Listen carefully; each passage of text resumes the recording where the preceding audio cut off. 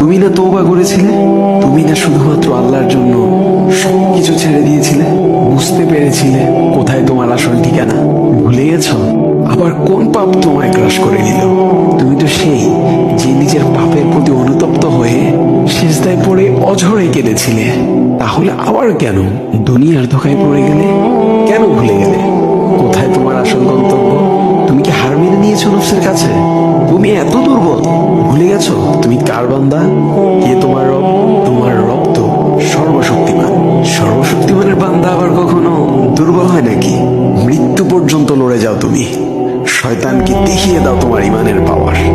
শয়তানের ধোকায় পড়ে অনেক পাপ করে ফেলেছো, তাই নিরাশ হয়ে গেছো তুমি, তাই না? তুমি কি জানো না তোমার রব কতটা মহান? তিনি তো তোমাকে ক্ষমা করার জন্য অপেক্ষা করছেন। তাই ফিরে আসো সেই রবের দুয়ারে, যার দুয়ার কখনো